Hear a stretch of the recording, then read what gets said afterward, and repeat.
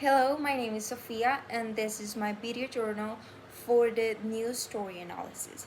For this video, I chose an article from El País titled "The Taliban's New Penal Code: 2 weeks in jail for breaking a woman's arm and 5 months for mistreating a camel." I read this article on the website of El País. Before getting into the article itself, I think it's important to give a little bit of context. Afghanistan is a country located in South Central Asia, and since 2021, it has been governed by the Taliban, an Islamist political and military group that regained power after the withdrawal of US forces. Since then, they have implemented very strict rules based on their interpretation of Islamic law, specifically affecting and almost violating women's rights, including restrictions on education, employment, dress code, and even freedom of movement. This specific article focuses on the Taliban's new penal code and how it handles cases of violence, specifically by domestic violence against women. What really stood out to me and honestly shocked me was the comparison in sentencing.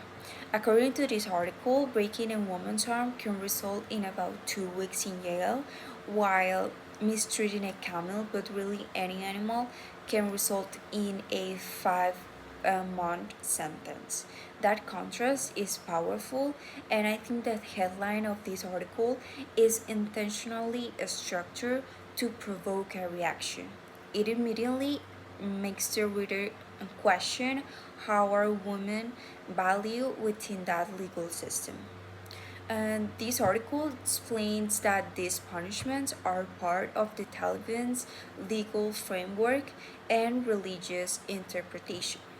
It also describes how women have extremely limited access to legal protection. Many cannot easily report abuse, and support systems are almost non existent. While reading, I couldn't help but feel like this structure almost minimizes violence against women by assigning such light consequences. The tone of the article is serious and critical. It emphasizes inequality and highlights reactions from human rights organizations. It doesn't go deeply into the Taliban's justification other than mentioning their interpretation of religious law. Instead, it centers the impact of women and the implications for human rights. In terms of bias, I will say the article reflects a strong human rights perspective, which is understandable given the topic. However, from a media analysis perspective, the framing, especially the comparison between animals and women, creates a strong emotional response.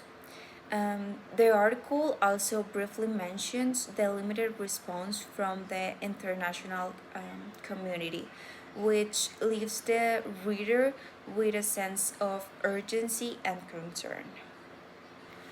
Overall, this article shows how media framing, headlines, and tone shape the understanding of global issues.